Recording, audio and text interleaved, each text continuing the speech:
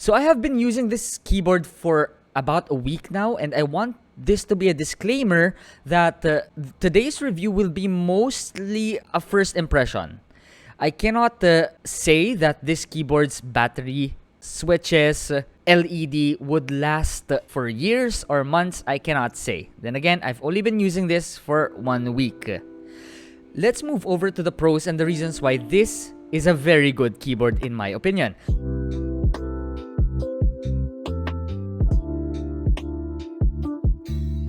So first, there are very good, well-placed indicators right here. You have the numlock indicator right there, caps lock indicator, win lock indicator right there, and the battery indicator here, which tells you if you're almost out of battery.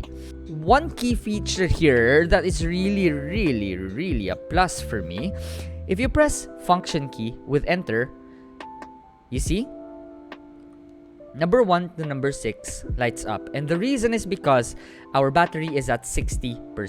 So if I press FN, enter, and the light is up to 0, it means our battery is at 100%. Very witty design for its LEDs. It gives you a very good idea on your battery levels. Next, it's a universal hot swap board underneath. So Gatorons, Akko, Autemus, Cherry, they would fit. As for its Bluetooth, I'm really very proud of its Bluetooth 5 because I used it for gaming, for typing. I didn't notice any lag. So this is the first time I've ever used a Bluetooth keyboard without lag. Alright, I've used the Rack Pluma, other Red Dragon keyboards, probably 2 Red Dragon keyboards that I've used in the past. Their Bluetooths have lag. RK92 has no lag. As for the battery, as we've been talking about a while ago, I forgot to say that the battery has a very long life. It's not stated anywhere its battery capacity, but I'm guessing this is around 3,000 plus, around 3,500, I believe. I could be wrong. At the back of this keyboard, you've got a USB hub here, but this would only work if you're using this keyboard wired. Alright, it will not work if you're using it wireless via Bluetooth or 2.4 GHz mode. Now, moving over to the cons and the reasons why I don't think this is the product that's for you, and that's mainly because there's no software available yet. I've looked online, I couldn't find the software. Maybe you will find it. Just comment it in the comment section down below, and we'd greatly appreciate that.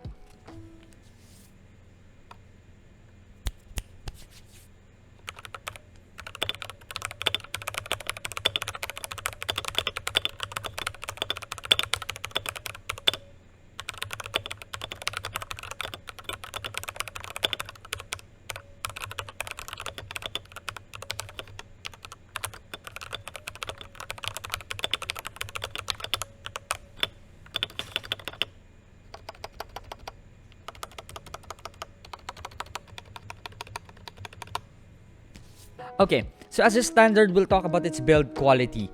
I've used RK84, RKG68 in the past from Royal Kludge, and their build quality is standard, alright? Nothing shiny, nothing that makes you go wow, but it does not squeak. You twist it, you bend it, it does not squeak anywhere. There are no creaks. Looks sturdy enough for me. The feet are tight. Feet are really tight. I was already editing the video until I realized I was not able to record the part where I talked about the feet. Its feet has rubber underneath, as you would expect, but eventually, from my experience, this will peel off, especially if you keep moving the keyboard around your table. So what would I have preferred to have on my keyboard is the one that's installed on the Red Dragon K589. This one has rubber wrapped around the feet. It's not just stuck underneath, it's wrapped around it, and I believe there's adhesive all over. So this kind of rubberized feet setup is way better than the one that's on the RK92. Now let's talk about the aesthetics and the RGB. So one of the things I like here in terms of aesthetics is its minimal branding. So you have the RK Royal Kludge logo here, and only there. See? Very clean. Let's talk about its LED. I apologize because my camera is doing this crazy tricks because of the lighting. One comment I have for its RGB, very vibrant. And that could be because of its colorway. It's color white, and the plate underneath is also color white, which makes the colors shine a little bit more. Now, I'm going to teach you how to customize your own lighting. So, as you can see, if you press function key 1, so I turned the light off so you would see the LED better. So this is mode 1, mode 2, mode 3. So you can definitely change them. So one of the ways to do that is you're going to choose a mode 1, 2, or 3. Mode 1, function, backspace. There's a camera there, which means record. And then this side will blink. Watch it.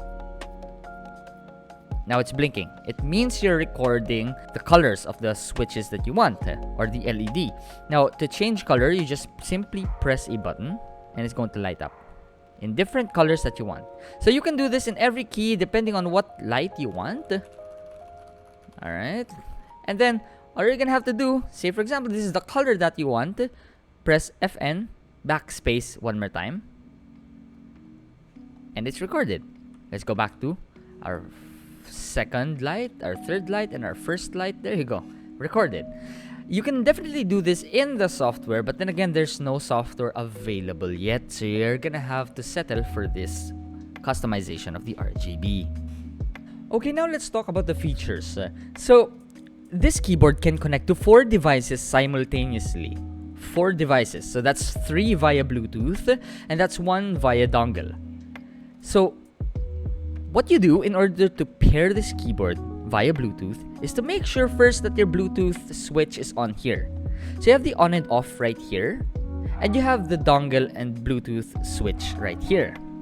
So if you're on Bluetooth, let me check if I'm on Bluetooth. I am. And I want to pair this with either a phone or a computer. I'm just going to press function key and I'm going to hold Q. Alright, so Q, W, and E. These are the alternate buttons for these are for you to choose which device you're gonna switch to via Bluetooth. Again, you can connect to 3 via Bluetooth. So let's press function and hold W. I have none connected to W yet. As you can see, it's blinking. It means it is pairing and it is discoverable in your phone if you're trying to pair this with a device. So 1 is connected to my computer. W should be connected to my phone, but I haven't done that. Once you pair this, all you're gonna have to do is press function, press Q, and that's going to use device 1. If you want to switch over to device 2, FN, W, you'll switch over to device 2, which in this case is not connected to any device yet, which is why it's blinking. Same goes for the third device you want to connect this to via Bluetooth. There you go. It's not connected to any device, which is why, then again, it is blinking. Alright, so for my final comments about this keyboard is, so far I have no complaints. I'm just going to wait for the software to be released because I want to remap this key. I don't use this key a lot, so I'm just gonna change it into a dash. Everything's good. Connectivity is good. LED is good. Build quality is good. Features are okay. USB pass-through is a plus. Battery life is decent. This is a really good keyboard in my opinion.